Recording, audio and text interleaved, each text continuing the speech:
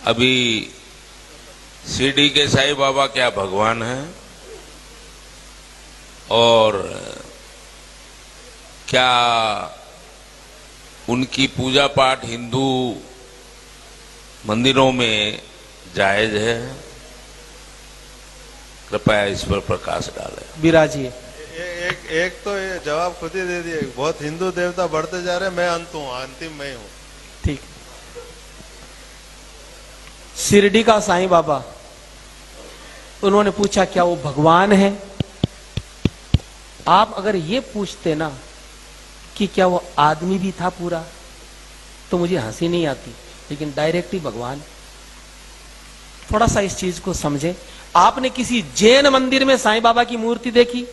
किसी बौद्ध मठ में, किसी सिख गुरुद्वारे में, उसकी छोड़िए किसी चर्च में साईं बाबा की मूर्ति देखी? अरे उसको छोड़िए किसी मस्जिद में उसका कैलेंडर भी देखा? केवल हिंदुओं के मंदिर में साईं बाबा की मूर्तियां कह कह करके बिठाई जाती है, पैसा दे दे करके। अब ये बीमारी क्या? अब जरा थोड़ा समझे। साईं बाबा कौन था? सरासर झूठा प्रचार। और मैं जो आपको बात बता रहा हूं बिल्कुल प्रमाणिक, जो साईं बाबा ने खुद ने लिखवाई। उनका चेला था गोविंद रघुनाथ राव दाभोलकर, जिसको वो हेमा पंडित बोलते थे। वो सेवा में रहता था, पढ़ा लिखा था। उसको कह करके बाबा ने अपनी जीवनी लिखवाई, पूरी पुस्तक लिखवाई, जिसका नाम है साईं सच्चरित्र, जिसको शिरडी साईं संस्थान ने प्रकाशित किया। उसमें बिल्कुल जो बातें मैं आपको बता देता हूं, अपनी ओर से मैं कुछ नहीं बताऊंगा, बिल्कुल प्रमाणिक। साईं बाबा भगवान था कि नहीं आपको समझ में आ जाएगा।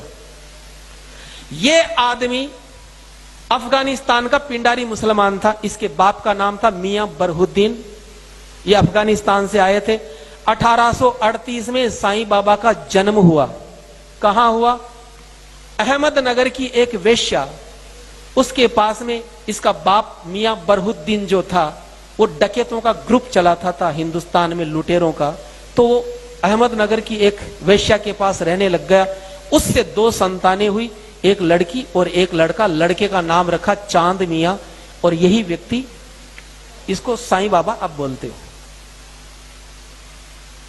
जब ये थोड़ा सा बड़ा हुआ तो झोली फैलाने का काम, फेरी लगाने का काम इसको सौंपा। 6 साल की उम्र से 12 साल की उम्र तक इसने झोली घुमाई और रेकी करता था कि कौन से घर को लूटना है। कभी आप देखते हो चद्दर घुमाते हुए? ये काम इनके पास था। 12 साल की उम्र में साईं बाबा पकड़ा गया अंग्रेजों की जेल में। 8 साल तक डकैतों के ग्रुप के साथ ये पकड़ा गया था और 8 साल तक अंग्रेजों की कैद में रहा। इसका बाप भाग गया था। फिर इसके बाप ने अंग्रेजों से समझौता करके छुड़वाया। तो अंग्रेजों ने कहा कि तुम हमारे लिए काम करो, हम तुम्हारे लिए करेंगे, तुम्हारे लड़के को छोड़ देंगे। क्या काम है? बोले कि झांसी की रानी लक्ष्मीबाई को हमें जीतना है। इसके बाप ने हाँ करी। वो व्यक्ति, इसका बाप, झांसी में चला गया और रात को गेट खोला उसने। झांसी की रानी को मरवाने का काम उसमें सहयोग किया इसके बाप ने।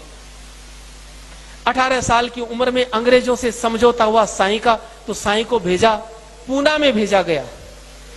लोकमान्य तिलक के स्वतंत्रता संग्राम को दबाने के लिए इसको प्रोजेक्ट करके अंग्रेजों ने भेजा पूना में। और लोकमान्य बाल गंगाधर तिलक इतने चतुर थे, वो समझ गए कि ये पाखंड रचा रहा है, ये दुनिया को भटकाएगा।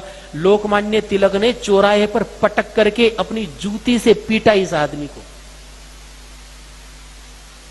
वो जूती पहनते थे आगे से, तीखी तीखी सी, उस नीचे पटक करके पीटा और कहा फिर कभी यहां दिख गया तो जान से मार दूंगा। तो ये आदमी वहां से भागा।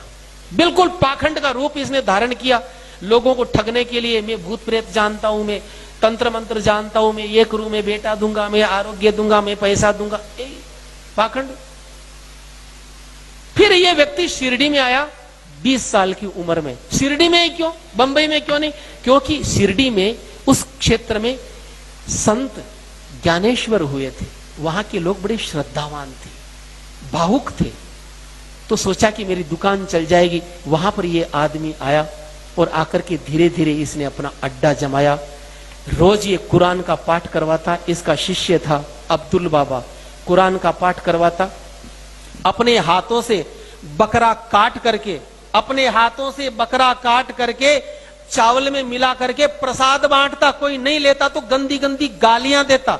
एक बार तो ऐसा हुआ, काका साहेब दीक्षित एकादशी के दिन उनसे बोला कि बकरा लाओ।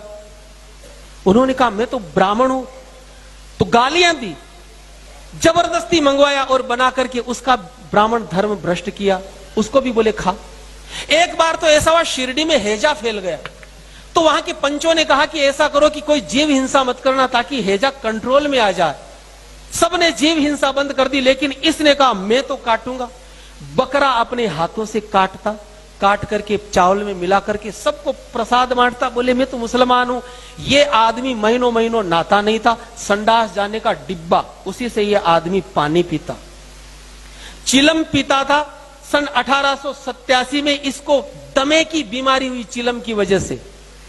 अपनी दमे की बीमारी ये जिंदगी में कभी ठीक नहीं कर पाया और 1918 में 3 दिन दमे का इसको अटैक आया और 1918 में दशहरे का दिन था, उस दिन ये आदमी मर गया। अब मुझे एक बात बताइए, न तो इसने कोई प्रतिभा थी, न इसमें कोई भक्ति थी, न इसका हिंदू धर्म से कोई लेना देना था। जिंदगी भर ये हिंदू देवी देवताओं को गालियां देता था। जो आपको ये साईं राम, ओम साईं, ये तो बाद में जोड़े गए केवल मूर्ख बनाने के लिए। 1957 तक इसकी जो कब्र थी, जहां आज मंदिर बना हुआ, यहां केवल मजार थी इसकी। यहां पर अब्दुल बाबा इसका मजार का पैसा लेता था, लेकिन वो मर गया। तब हरि सीताराम दीक्षित नाम के कांग्रेसी नेता थे, उन्होंने इस मजार को अपने कंट्रोल में किया और पैसा लेना शुरू किया। फिर पाखंड की शुरुआत हुई। इंडोनेशिया से ये पूरा का पूरा जो षड्यंत्र चला कि हिंदू मंदिरों को कैसे बर्बाद